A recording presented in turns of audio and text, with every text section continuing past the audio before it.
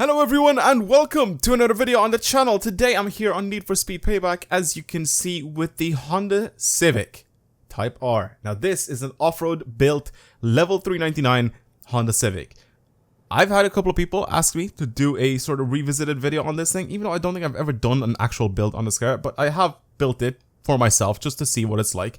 I was thinking to myself, it's like, why would I go ahead and review a front-wheel drive Civic as a rally build or as an off-road build? I'm gonna call it a rally build just because it's a little bit more appropriate. Why would I do that? Like, what's the point? It's a front-wheel drive car. It should handle worse than everything else. But then I thought about it.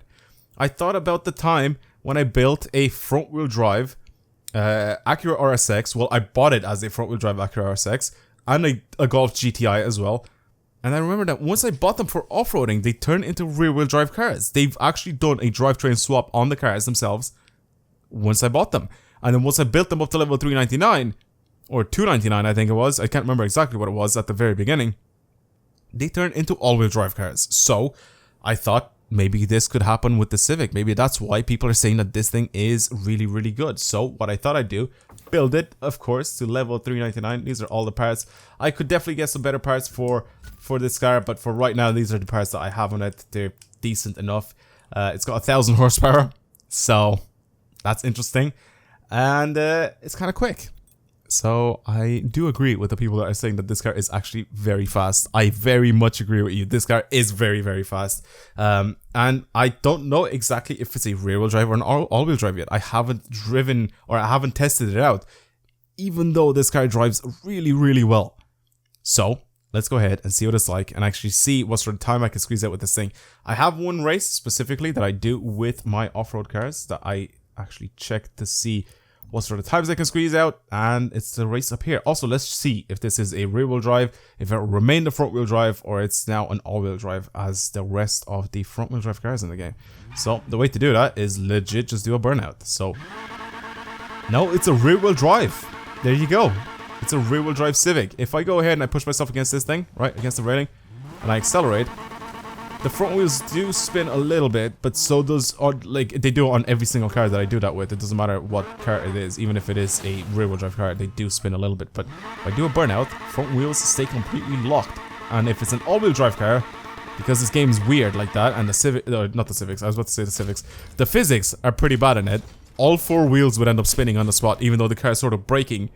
But I'm doing like an all-wheel drive burnout. I don't know if that makes sense to you, but I've done it in videos in the past and you guys would be able to see it. But maybe that's why this thing is really good now, because it's rear-wheel drive. So yeah, it also drives really, really well. Like it's fast and it handles really, really well. I'm honestly really, really surprised how good this thing is. I think with some better parts I could get this thing to be even faster, but I'm happy with it right now.